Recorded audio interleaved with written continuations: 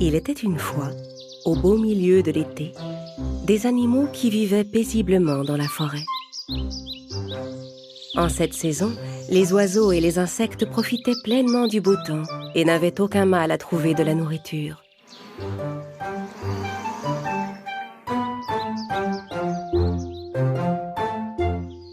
Pour la paresseuse cigale, c'était un jour comme les autres.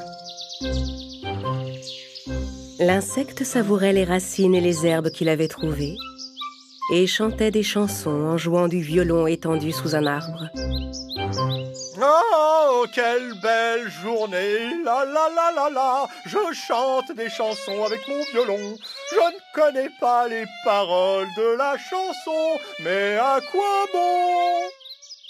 Quand il eut fini sa chanson criarde, il entendit un bruit et écouta attentivement.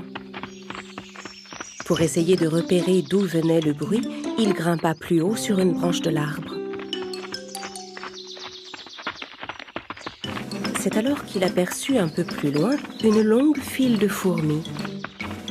Les insectes marchaient en rang comme des soldats. Chaque fourmi transportait à grand-peine des graines et des fruits séchés qui étaient tombés des arbres. La cigale sauta à terre et regarda les fourmis s'éloigner avec un air d'incompréhension. Je ne comprendrai jamais ces fourmis. Elles travaillent tout le temps. À cet instant, il aperçut une fourmi qui venait vers lui.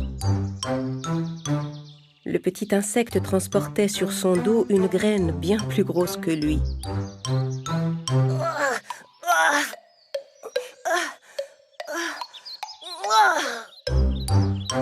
En passant devant la cigale, la fourmi lâcha la graine qu'elle transportait.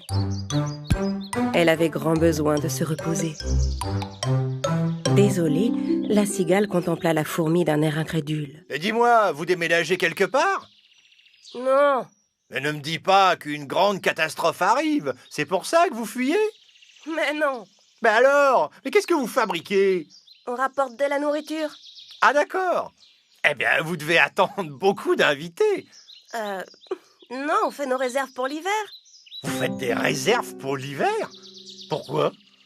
Vous avez tout le temps. C'est l'été. L'hiver n'est pas encore arrivé. Amusez-vous, profitez plutôt du beau temps. Oui, après, qu'est-ce qu'on fera l'hiver venu? Je suis sûr que vous trouverez de quoi vous amuser, t'inquiète pas. Tu ne penses vraiment qu'à t'amuser? Je te demande ce que nous mangerons. Eh bien, quand l'hiver sera là, il sera bien temps d'y penser. Pour l'instant, c'est l'été, il y a toute la nourriture qu'on veut. Lassée d'entendre la cigale dire des absurdités, la fourmi essaya de reprendre sa graine pour s'en aller. Je dois rejoindre mes camarades. Tu peux m'aider à charger cette graine sur mon dos? Un chanteur et un artiste comme moi ne doit pas soulever de charges aussi lourdes. Agacée par la réponse égoïste de la cigale, la fourmi détourna le regard et essaya à nouveau de soulever sa graine. Ah, je vais quand même te donner un coup de main.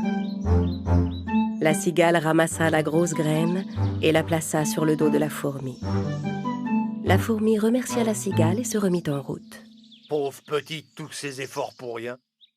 La cigale s'installa à nouveau sous son arbre. Elle grignota encore un peu, puis se remit à jouer du violon.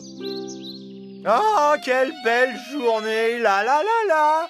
Je chante des chansons avec mon violon et je profite de cette belle saison.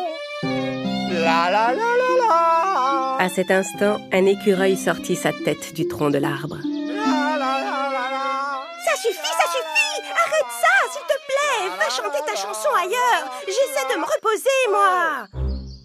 Alors la cigale arrêta de chanter, jeta un regard dédaigneux à l'écureuil, ramassa son violon et s'en alla. Ils ne savent pas apprécier les véritables artistes dans cette forêt. L'été était toujours aussi beau et les fourmis continuaient de transporter de la nourriture dans leur fourmilière. Pendant ce temps, la cigale continuait de manger, de se promener, de s'amuser, de chanter et de jouer du violon.